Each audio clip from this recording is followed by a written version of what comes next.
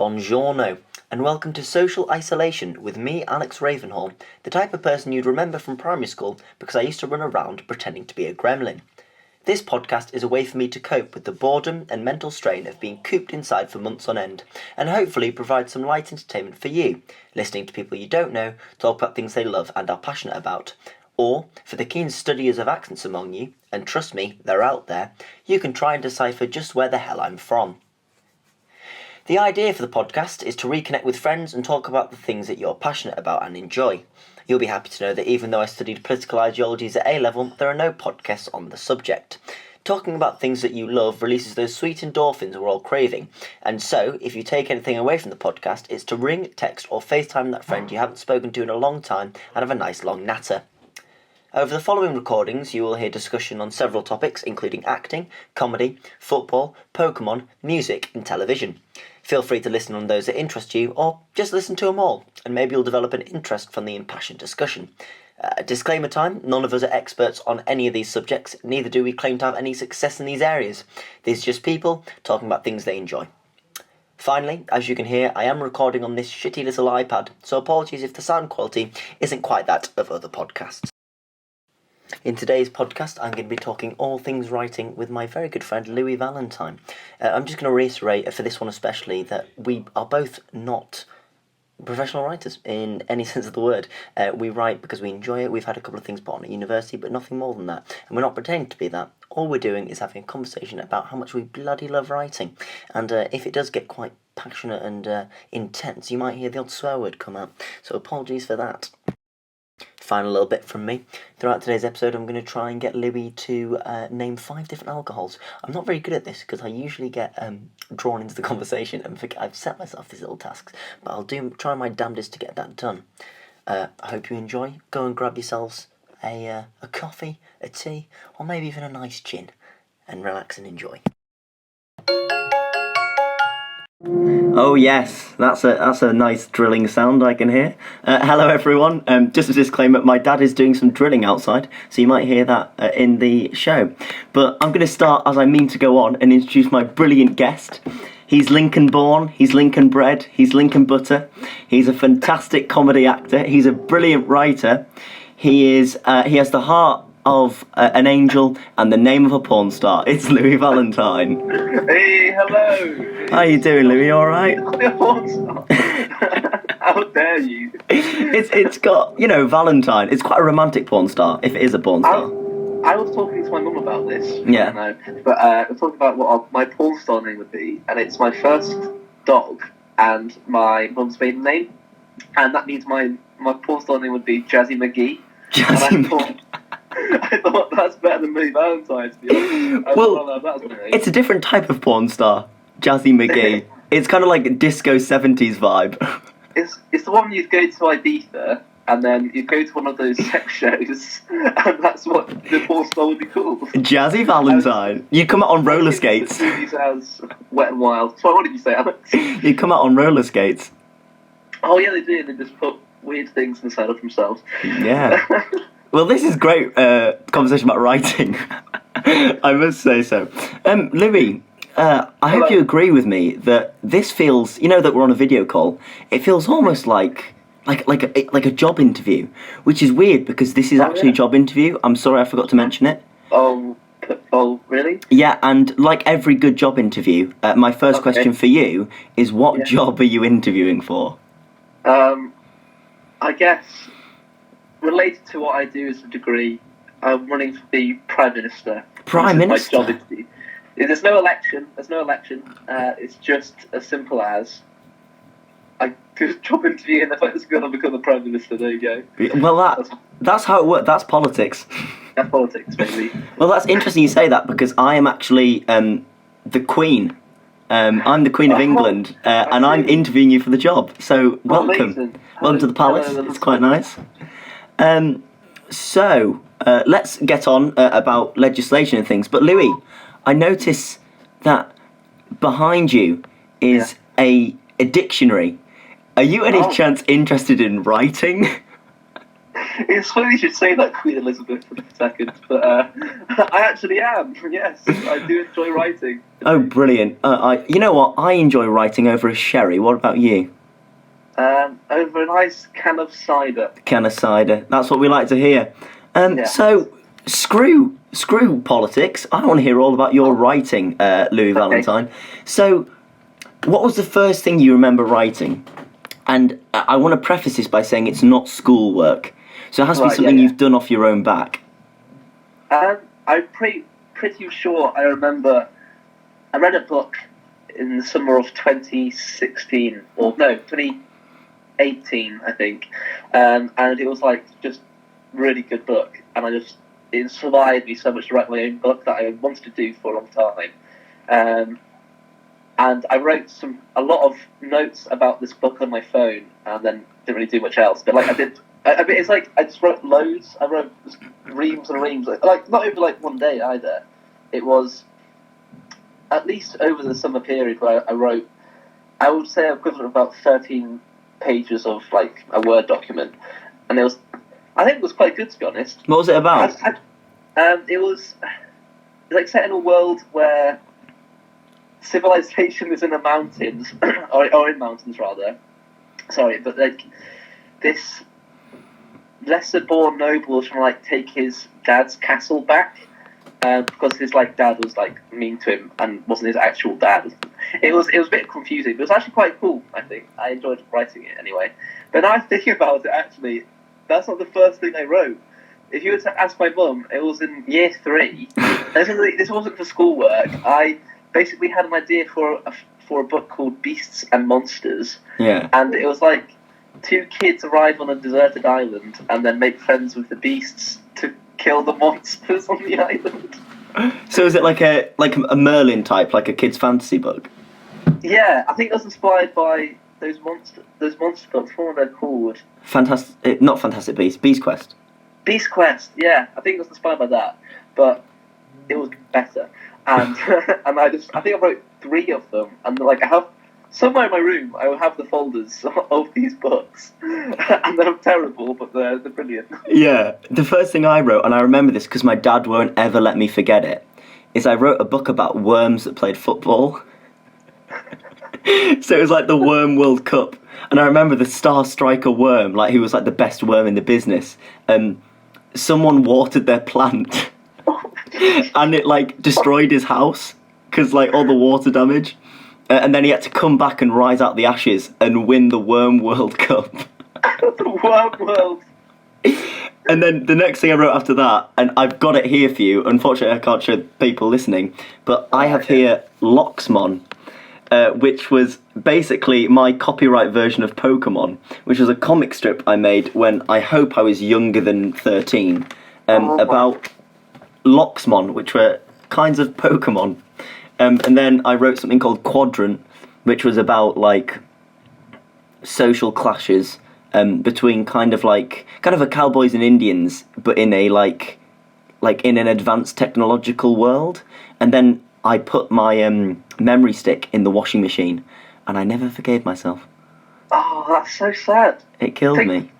Now that you mention comic books and stuff, I do remember making my own like superhero kind of comic books that I would draw that would be terrible, but like usually it would be for like my parents' birthday, and I'd like do like a story about them. I think one of them was like about my hamster, like how the hamster saved our family. But I also now I think about like I guess writing isn't just about like plays or books and stuff. It's also about like wider things. Like I used to make board games for my friends like a few years ago. And some of those have inspired like my own stories and stuff. And like one of them was set in like the far future where the church is like a monolithic international, like intergalactic kind of organization. Yeah. Fighting against like basically libertarian like small groups who are trying to like make money out of like buying planets and stuff like that. Yeah. It's like small things like that. Like, it's a bit like have you heard of Dune? Yes, I love Dune. That sounds kind of similar with the like the buying planets for profit and things. Yeah.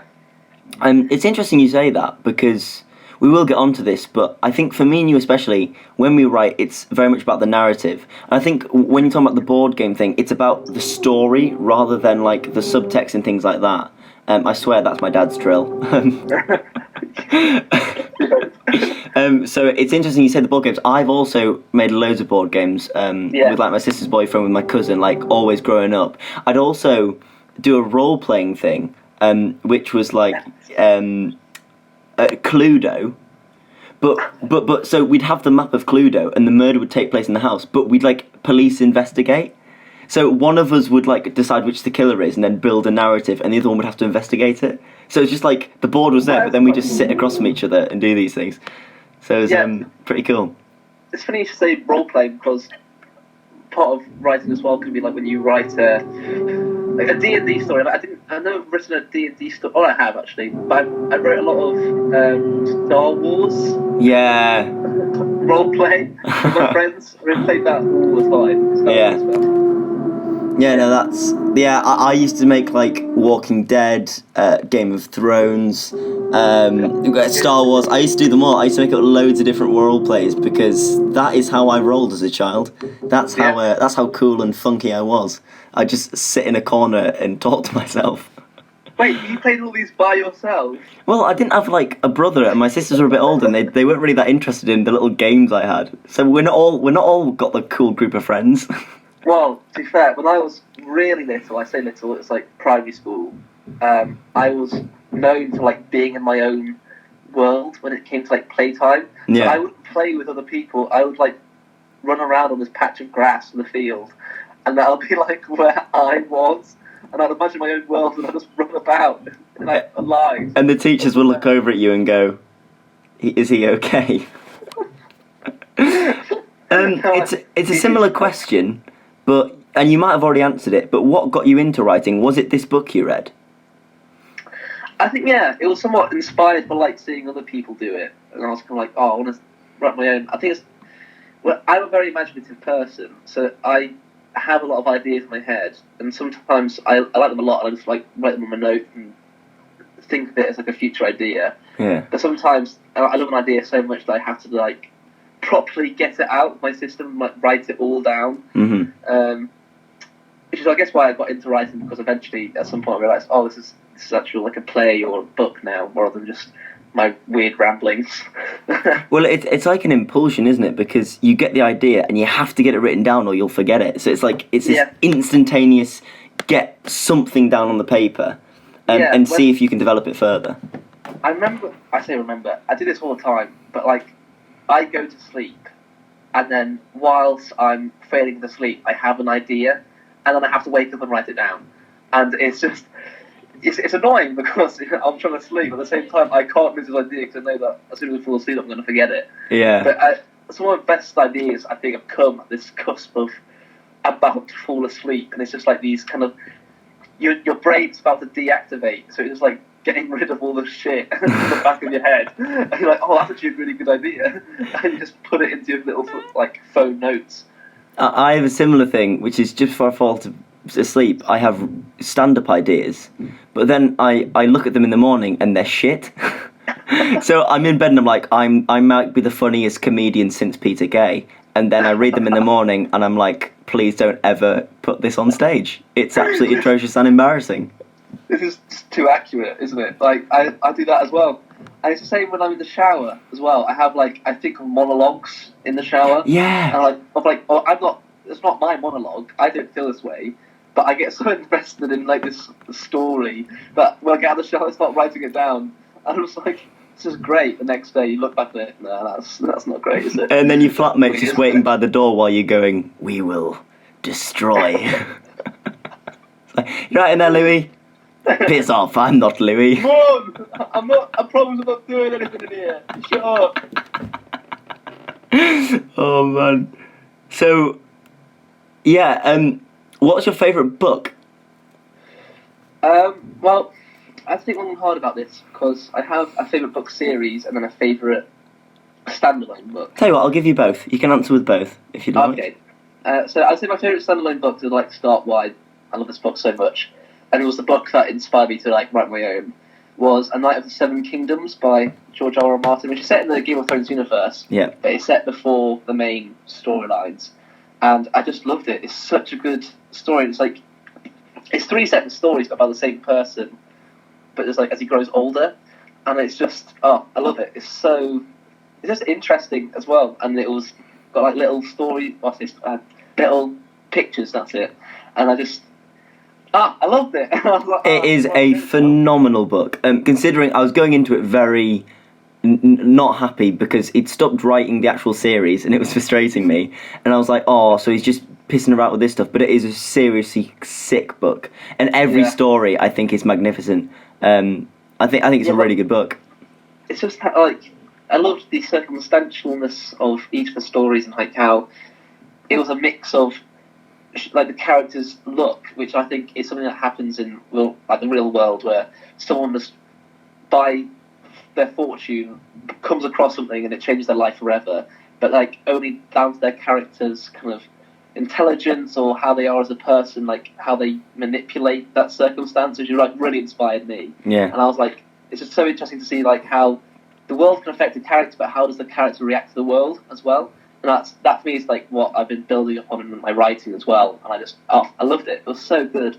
The thing is about our George is he must have, I'd say, 4 times the amount he's written in the main series of background, of world building, of everything else. I generally think he'd come up with the ideas for Knight of the Seven Kingdoms within his research, and then he just put it into book, because that's how amazing he is. He just creates these immense legends and worlds that he just brings around. Have you read Fire and Blood?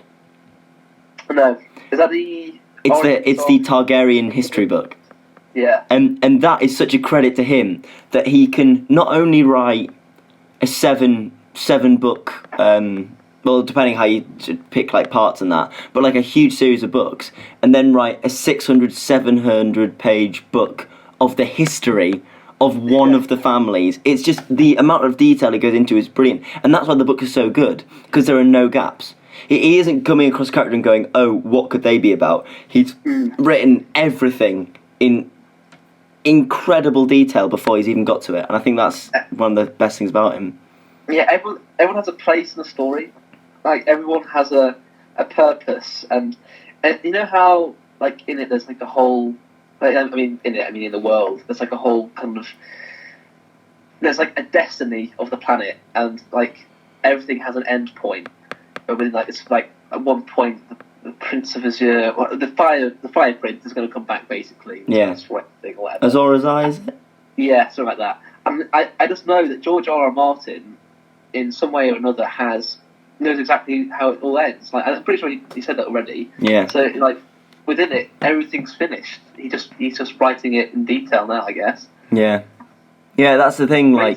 He's got too much. He's just got to cut it down now, because he's getting on, and we want to get an ending to it, and I think he wants to write it out. It's just about timing, really. And as you say, there's so much detail that he's trying to get in as much as he needs, and he doesn't need to do that. He just needs to keep going with what he's got and add the little details here and there. I just love how big it is as well. That's what she said. But it's just, the scale is enormous, and it's just I find that on that alone is just inspiring for me. But the fact that it is entirely made up, it's obviously inspired by real life events like the War of the Roses and British history and whatnot.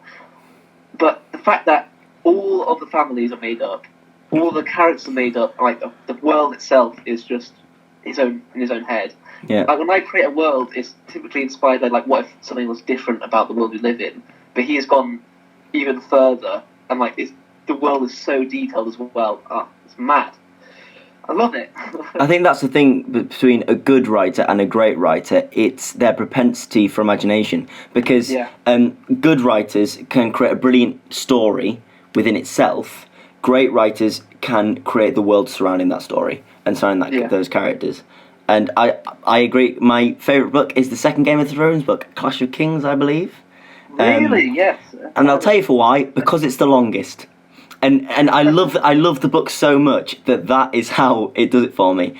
And like, you know, I know Game of Thrones is very popular, but if you like do read the book, I know everyone's like, oh, you're one of those who reads the books, do you? And you're absolute knobhead about it.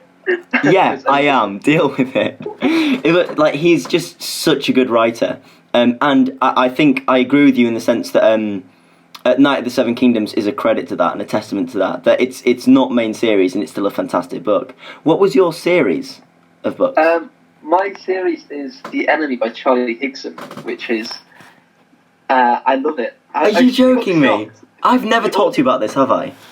The audience can't see Alex right now. But yeah, I know. So I'm very shocked and happy about Louis' answer. Have I ever talked to you about these books? No, I don't think we've ever talked about this. This is crazy. I finished them this year. Oh, really? I read. So I met Charlie Higson. I've got his autograph.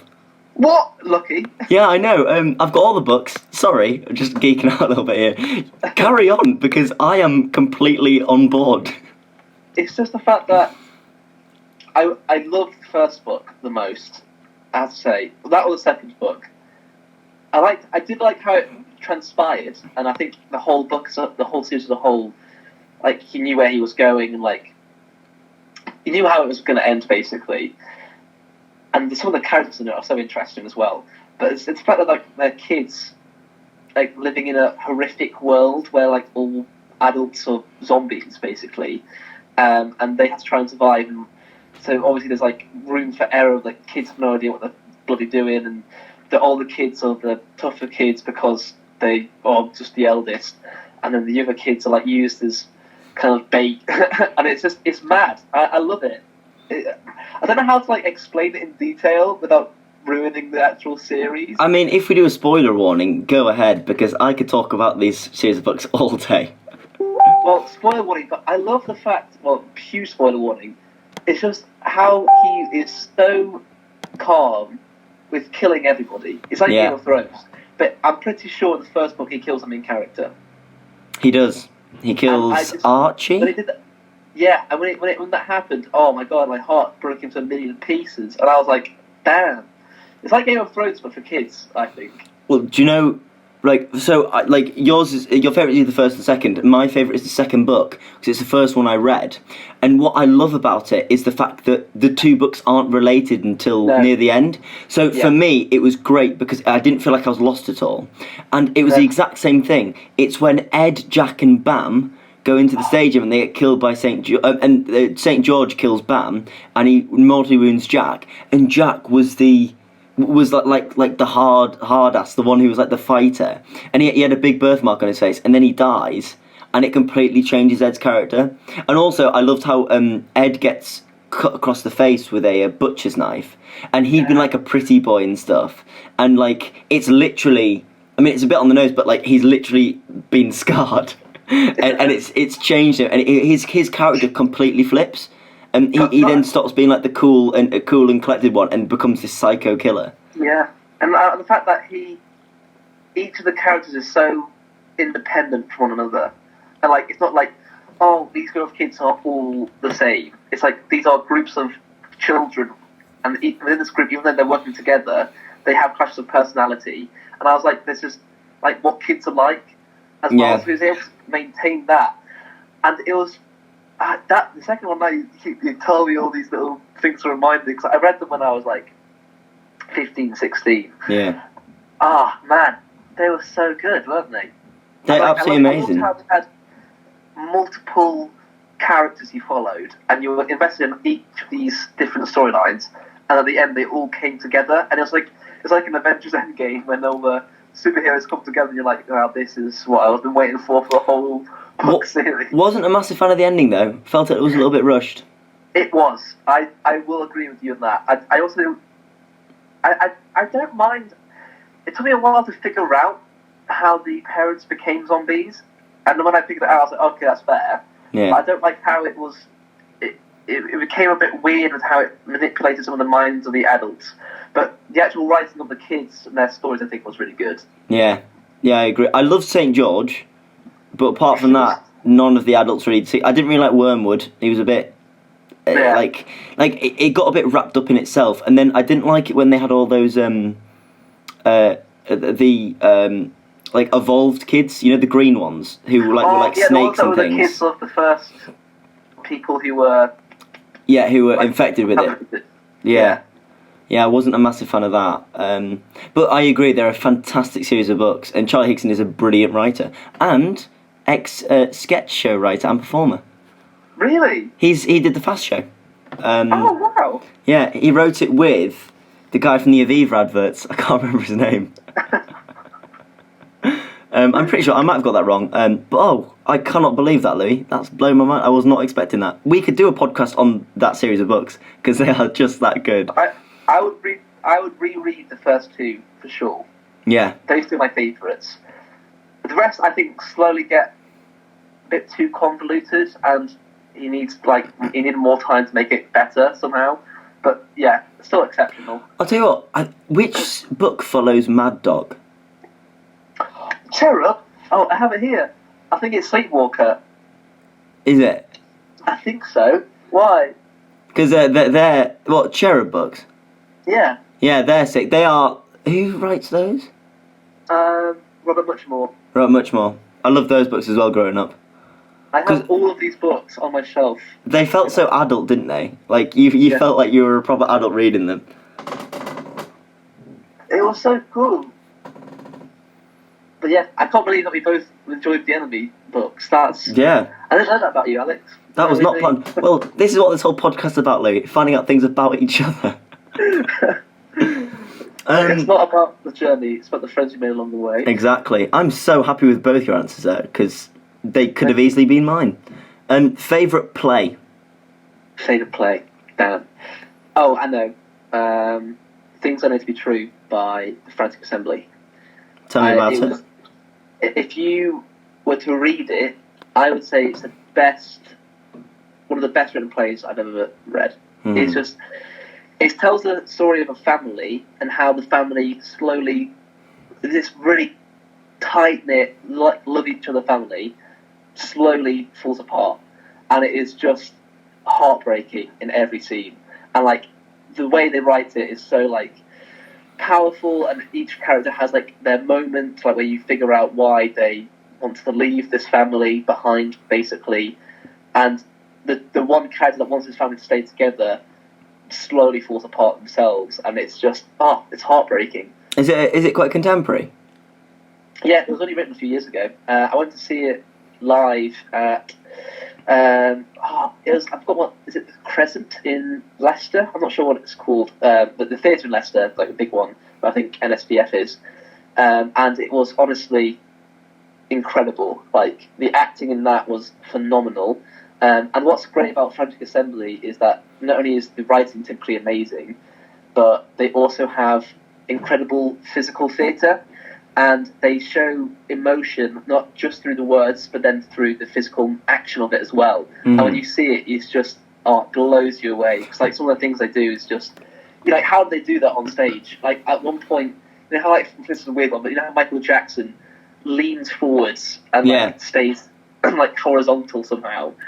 One of the characters does that after just receiving the worst news, and the whole audience just feels it with him, and it's incredible. Yeah, it's honestly amazing. From a writer's perspective, once again, we are both amateur writers, so just our opinions. Yeah. But with physical theatre, it's interesting because when you're writing a script, at that point when there's going to be a bit of physical theatre or something a bit done through movement, do you think? Firstly, what do you do, and what do you think? Say the writer of this play does. Do they write stage directions, or they just say through this movement this must be shown or something? Or do you think that's the director's choice? Well, I'm pretty sure it was the director's choice, because Frantic Assembly work with writers to make a story that they think they can interpret through physical theatre. I'm pretty sure they could interpret any play to physical theatre, but they work with writers to make one specifically for it. But at the same time, this play itself is written to be standalone, doesn't need to be physical theatre. I did a lot of it for my A level, and it was incredible. It's just so naturalistic, and that's, by the way, my favourite kind of theatre. I'm not a big fan of kind of construed writing where it's like random and you can't really figure it out. I love narrative writing, as you said, and it gives the chance for each of these characters to like really show that they're a character in this world rather than just being needed, like as in plot wise. Like everyone is just interesting and has I loved it. Yeah. But, yeah, it's written naturalistically, so it doesn't need to be physically, like, doesn't need to have physical theatre in it. But you can tell that by adding the physical theatre, it then added a new element that made it even better. So yeah, I think it works both ways, to be honest. I like physical theatre that accompanies a narrative, to show what's going on in someone's head, or to kind of expand on what's going on, rather than it just in itself, because, like, I'm not an expert, I get confused by it, I don't always understand it, so I like to have both. I like to have a good balance between the two. For me, it's an A-level play as well. Did you ever study Jerusalem by Jez Butterworth? No, I never got a chance. It's outstanding. I love it. I'm desperate to see the Mark Rylance version of it, because I think it's in an archive in London. I'm not sure, but it's brilliant. But I studied it for A level, and it's just magnificent. What's it about? It's about a guy who lives in a caravan, and in a nearby village in, like, I think it's in the West Country. I might be a little bit wrong there. Kind of like a rural area outside of Bristol, I think. But he lives in a caravan. He's a bit like a legend. Kids come and get, like, pissed at his caravan and stuff, and, like, he does loads of drugs and things. And he's like this guy who lives in the woods, and he's very alluring to, like, people who don't quite fit into, like, the mundanity and the monotony of what you need to do in society and things. And it's where kids come to, like, rebel and like to kind of explore. And it follows basically the council are gonna destroy his house and put up the new estate.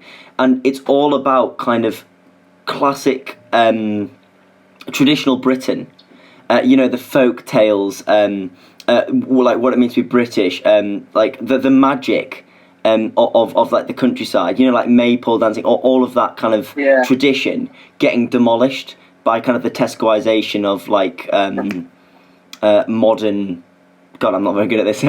But like getting knocked away for just commercialisation of everything. So it's basically losing British character, and he represents that.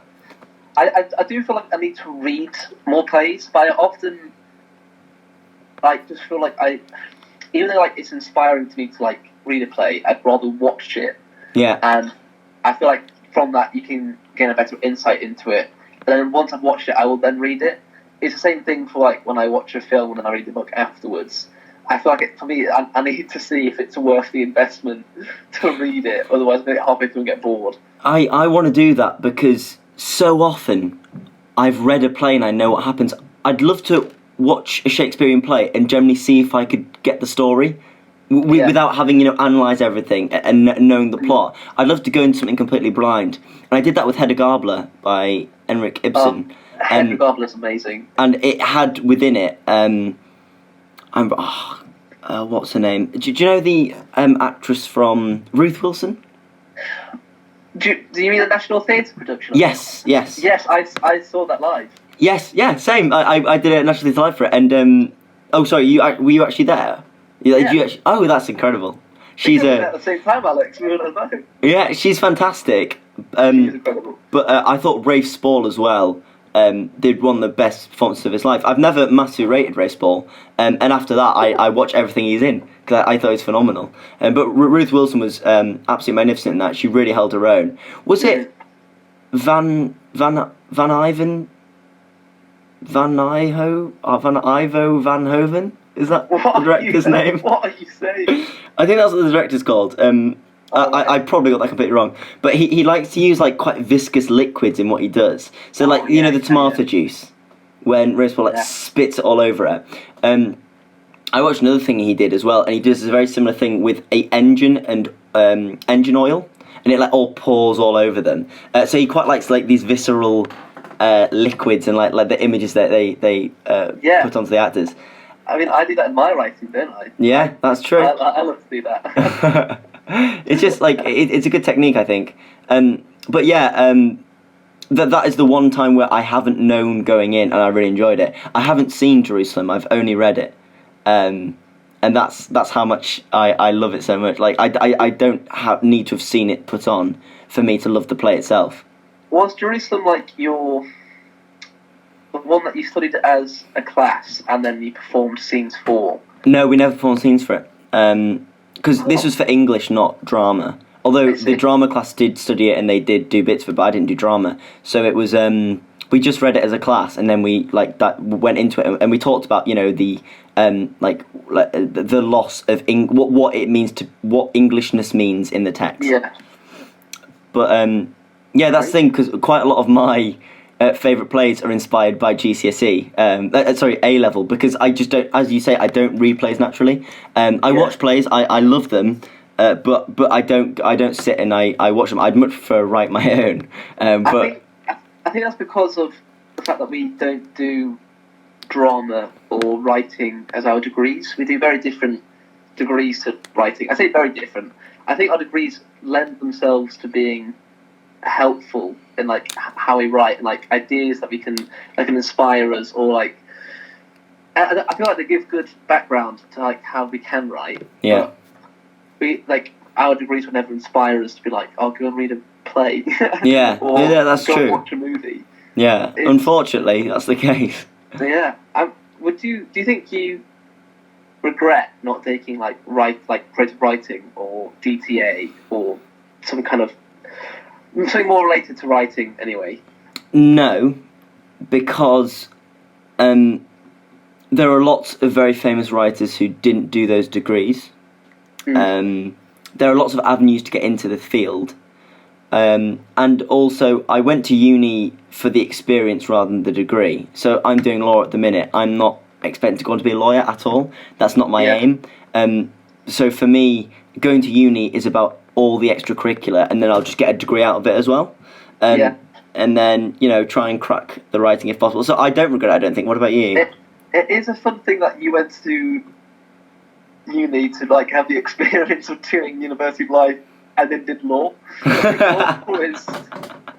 Law is no easy subject, and you just it's like a side project for me at my university. But I did my degree, and I won't tell you which degree I do, because it's a spoiler for something that me and Alex are doing later. It's a quiz. But basically, I think it's part of my degree. But basically, I love politics and how it influences the world, and that in itself influences my writing. So for me, writing was always like a pastime, something that I do in my spare time. And I knew that if I did something like writing as my main degree, I think it would take the fun out of it. Yeah. And I would no longer be able to find pleasure in writing anymore. It would be like, oh, I have to do this. And I found that has impacted my view on politics. I used to debate people all the time on their views, why they believe something. But now I'm kind of you know what?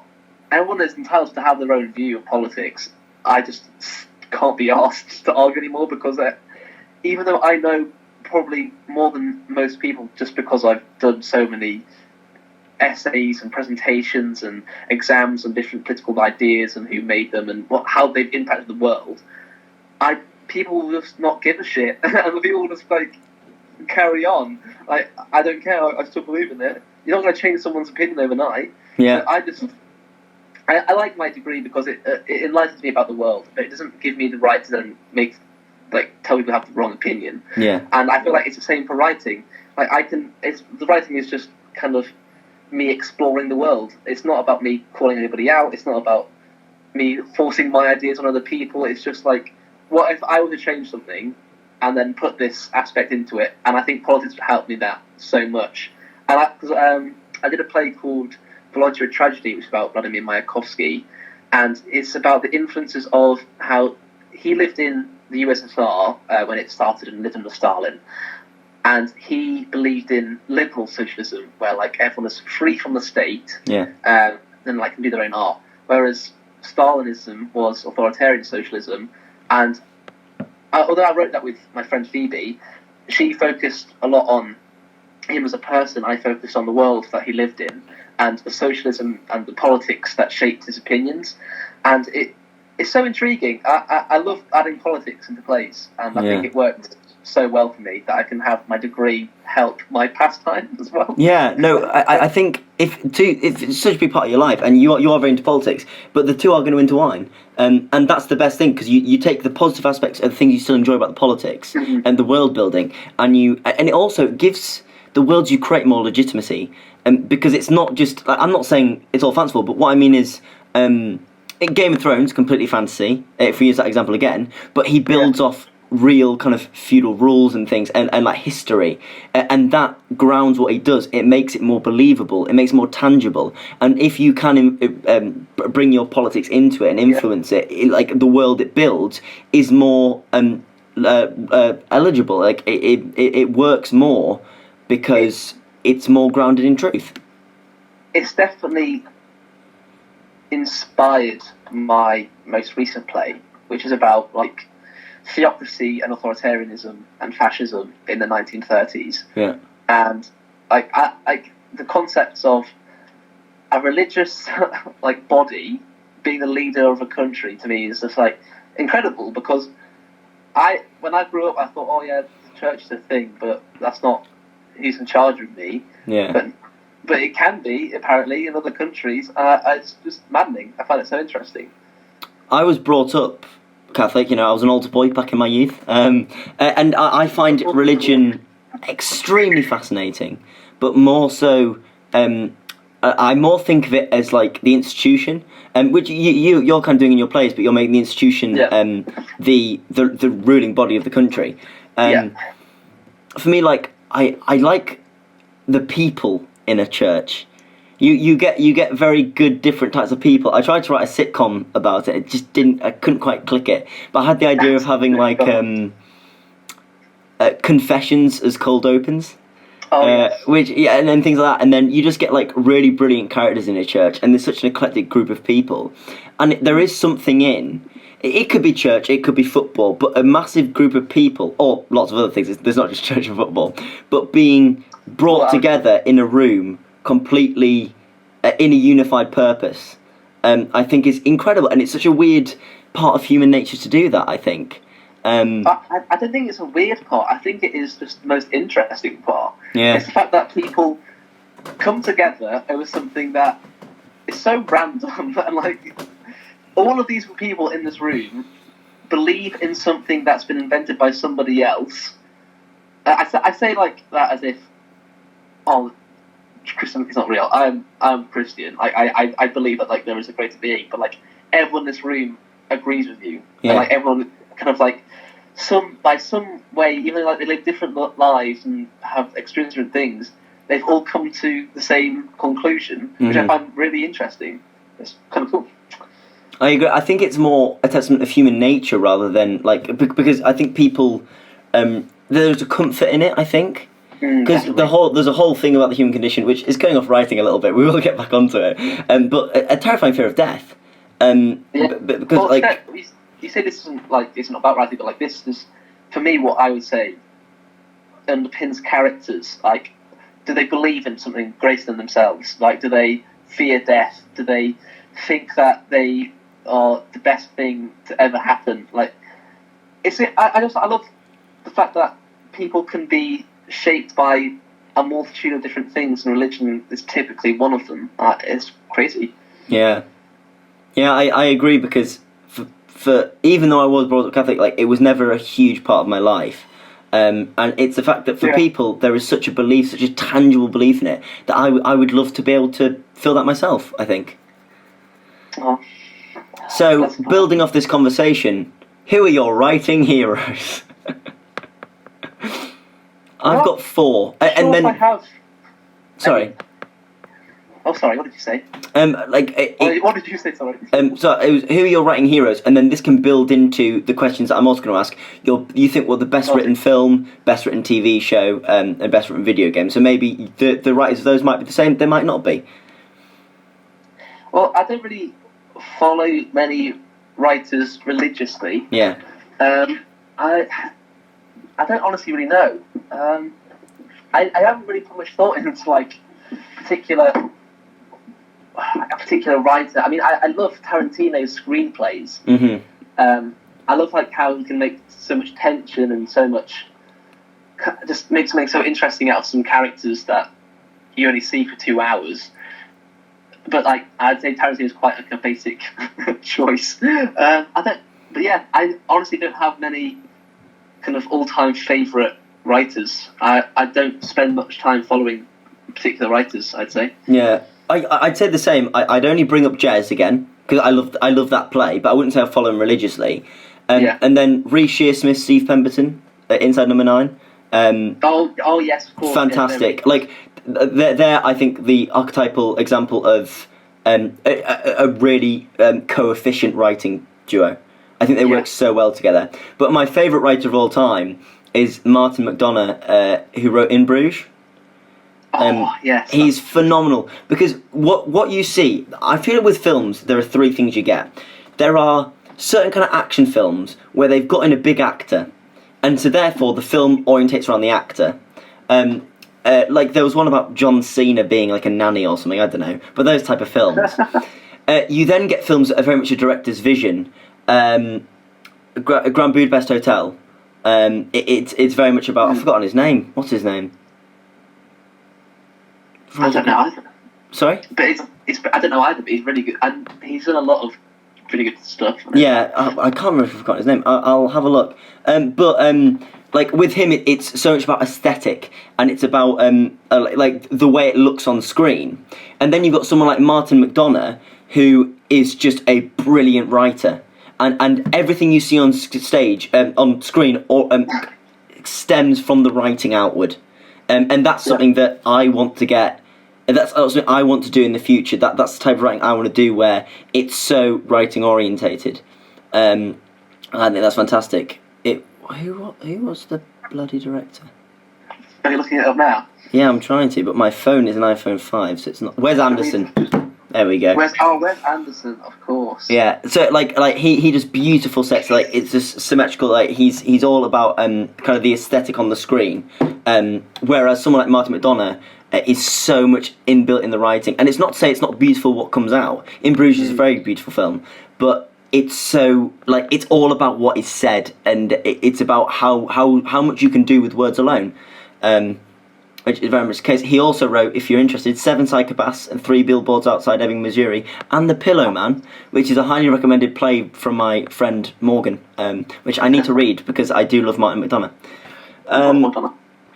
What would you say is the best film ever written? So the best written film. Mine is In Bruges. Fair play.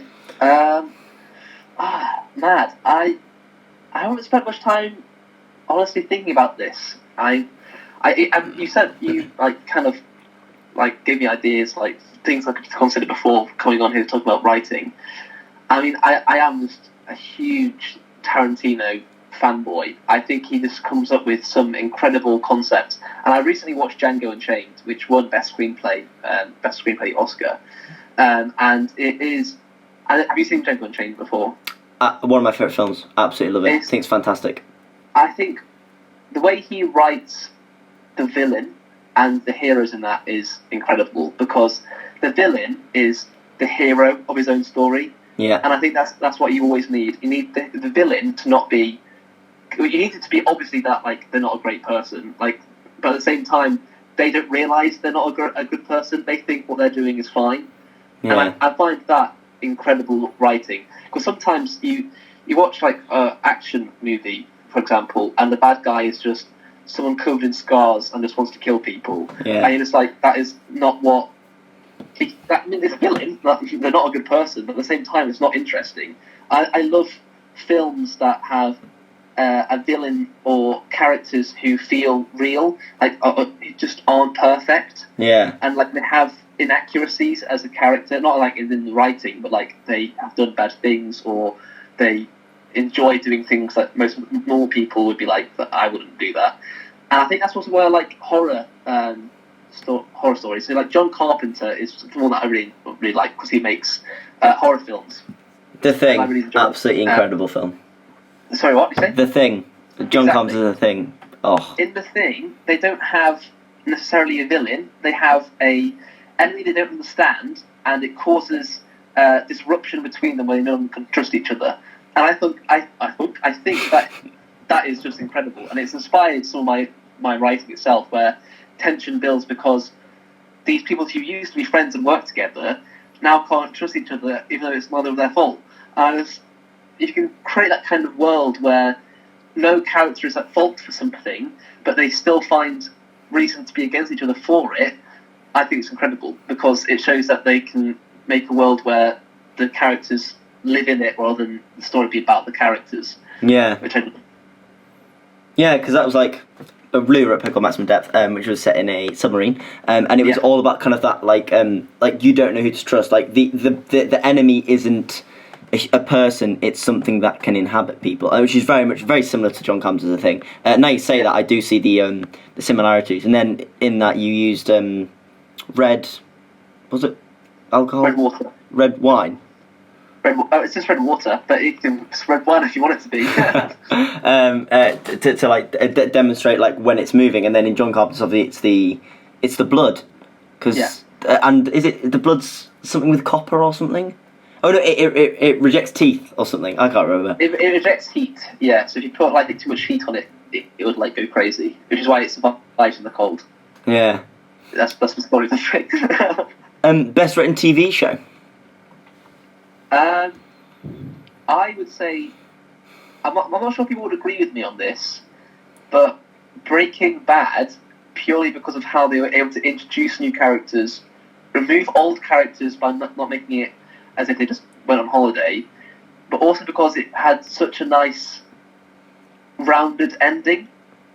And I love the fact that it was about like someone who was forced into their circumstances rather than it be by a choice.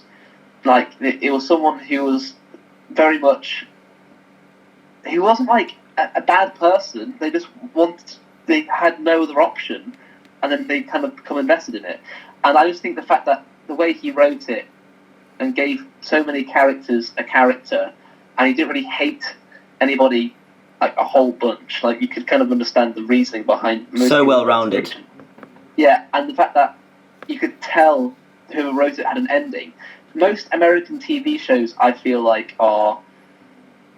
It's like they commission it and they have no idea where it's going to go. And they just keep going until no one wants to watch it.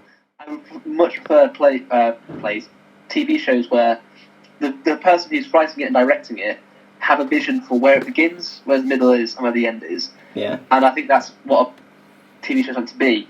I'd also consider Inside Number 9, as you said. So these are individual episodes and they're hilarious. Well, I say hilarious, like terrifying at the same time. Yeah. But also, I'm not sure who he is, but there's a guy there's a company called Shamulov who made The American Office, Parks and Recreation, and Brooklyn Nine-Nine.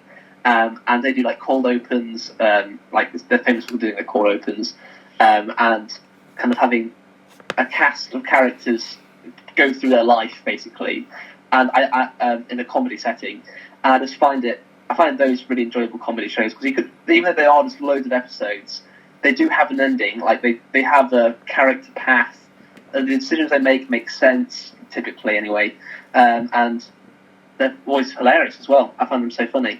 So yeah, I think those are some of my favourite TV shows. For sake. Yeah, that's a good answer. Video games. We had a little bit of a night out of this before. Also, apologies earlier, the mic cut out for like a couple of seconds, so sorry if you heard that. But best written video games, because I think video games are some of the great, like they're so long, there's so much you can put into them that they allow for incredible stories, incredible narratives, because there's so much to put into them. Because you've got a lot of gameplay time. Yeah. So do you have any? I have a few choices here again. I'll put them in like a little bubble because I'm not saying like one of them is better than the others, but like they're individually really good. I would say The Shadow of the Colossus, which has very little dialogue in it, but tells a really simple yet beautiful story about the length someone will go to save the person they love and the dying of old ways. And then The Last of Us. I just love the world it's set in and the characters and their relationship. and then finally the Arkham Knight games, because I love Batman, and I feel like those games allow you to become this incredible character. And I think they have some of the best plot lines of his villains. Like, his villains are so interesting, and you get to challenge multiple of them at the same time, and the storylines within them are so well written and so well done. Like the Riddler, I have no idea how they keep coming up with all his riddles. I find it incredible. But that in itself took so much effort, I imagine, and I just have so much respect for it. I think it's so cool. I would love to know if they hired a professional riddle maker for the games. Yes. So there's a guy who sat there and just made reams of riddles, like a real life Riddler. A real life Riddler. And someone must be doing that somewhere, because how do they get them? Riddles in that game were difficult. So what did you say, Alex? For me, I have The Last of Us as well. Yeah.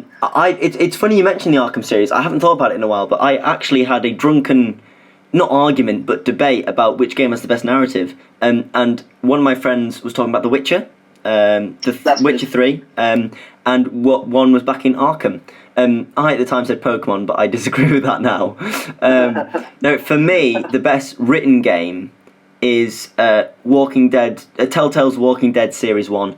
It is absolutely, it's heart-wrenching. And the great thing about Telltale is it lends itself to writers. Like, I remember growing up, I wanted to be a Telltale writer. Now, unfortunately, it is no more. Yes. But they create such brilliant storylines, and it's a narrative game, which I love. Like, from a writing perspective, I think it's magnificent. I just love the ability that they tell a story, but you then impact that story. And I've also did that in a play somehow. I want to do that in like a TV show somehow, where like the audience can choose. So part of me, I did it with like Bandersnatch. That's another thing that I really enjoyed, by the way, Black Mirror. It's like the world building and that. Yeah. But Bandersnatch, like being able to make your own choices to like influence the game. Well, it's the game. That was a film. Yeah, I agree. I think that's really interesting. I think they're really cool ideas. So you have touched on this. But what do you write about?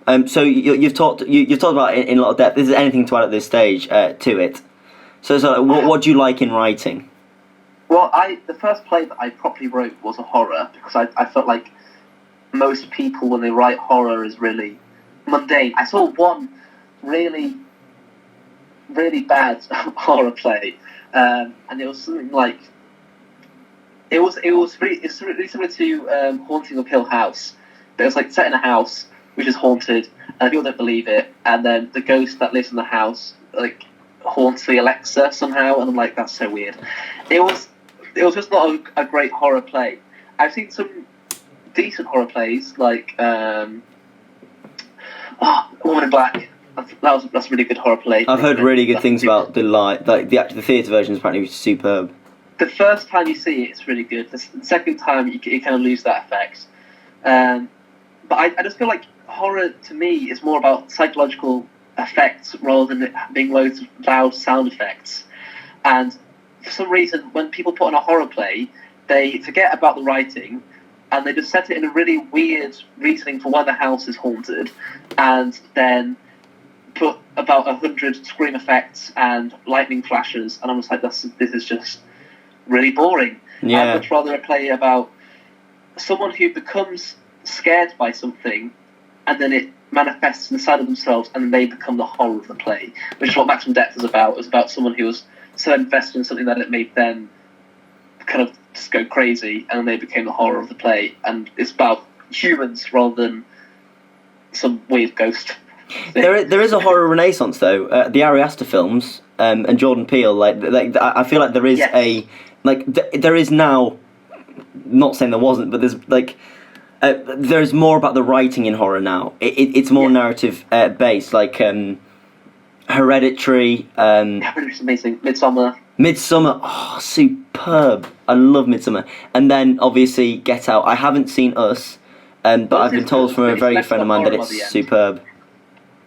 Us is like a horror for the first half, and then it becomes the first 2/3, and then it becomes something else. And I think that's where Jordan Peele could have done better in that, if I were to say. What stuck with the horror genre? Yeah, if you stuck with that more. I think in terms of writing, there are more films nowadays than there were in, say, the 2000s that are actually good to watch. Yeah. In the 2000s, I think there's a lot of just garbage. I mean, there's a lot of garbage now, but I feel like there is more films that you can watch and enjoy, and they have a good storyline. Like, have you seen Knives Out? No, I've heard very good things about Knives Out. Rian Johnson, who made one of the worst Star Wars films, but Knives Out is an incredible film, and I could tell that Rian Johnson is a gifted writer and director, but ultimately was not very suitable for the Star Wars universe. Yeah, but no, that's good though, because you can write off writers after one bad experience in the cinema. Yeah. And Star Wars is like, you take that job, get ready to be hurt, because it is quite a toxic fan base. Brilliant fan base, but quite toxic. Look what they like. I remember Simon Pegg was talking about how the actor who played Jar Jar Binks suffered really badly mentally after the release of the film, and you have got to remember that a little bit. And at the same time, the makers of film have to pay homage to their fans to a certain degree, but at the end of the day, we're not the ones making the films, and we will never be happy as fans. But yeah, Rian Johnson. But getting back to the question about what things I want to include in my plays, I love telling stories about families. I just love the concepts of the family dynamic, things that inspire it. I love that every play needs tension. If a play doesn't have tension, I find it quite dull. Unless it's a comedy, then that's fine. It's something else entirely. And politics and the world, what kind of stuff is happening in the world. I've read a few plays recently. I say few. I've read one play recently, which is set in our now, and I found it dull because nothing about the world was different. Yeah. It was just two people trying to go on a night out or something. I was like, this isn't very interesting to me. I want a world where something's different and something's not perfect, something's not right. I don't know why. I just love that kind of premise where something's different. I think there's a place for subtext and what's the word? Simplicity. And I think especially from an artist's perspective, there's a huge amount you can do from that. But I'm personally the same as you. I'm all about the audience. I want to play with them, and I want to provide them with a strong narrative. So I really I'm not about subtext at all, and maybe that's because I'm not a good enough writer, not a good enough writer, whatever. But for me, I want to give them something, and I want them to walk out and say, I felt this, and this. So that's way more important for me personally. But I do understand the place for a more a subtle and artistic direction. I mean, would you say Rapture, because you've been one of the few people who've been able to read it, would you say that's more subtle than most plays? No, I don't think it is. As in it's got more tension in it. But I wouldn't say there's a subtext. So I'd say that there's a tension and things are missed. But I wouldn't say that it's it leaves a lot to the imagination, if it makes sense. Because it tells the story by the end. So there's suspense within it, but then by the end you understand more. Apart from obviously the ending, where it's left a little bit. But then what about that in contrast with my horror at maximum depth? Oh yeah, it's a lot different vibe to it. When I say something's subtle, I mean confusing. So you leave it and you go, I don't really understand. Whereas with yours, I feel like it comes back round. It's got tension within it. I enjoy subtlety when people have the option to figure it out.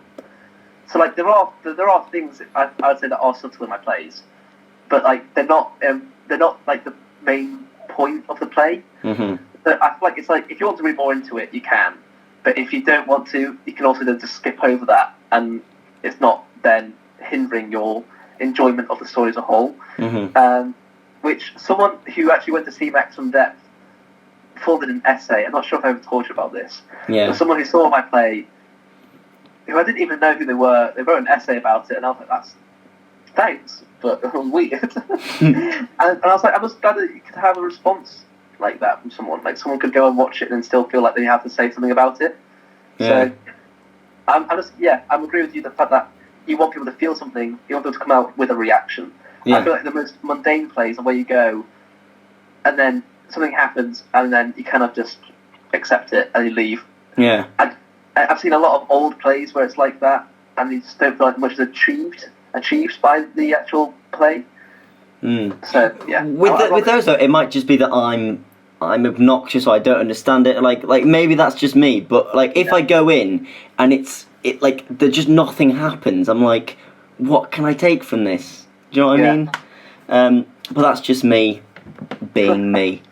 Louis Valentine. Yes. I'd like to say a huge thank you for you coming on the podcast.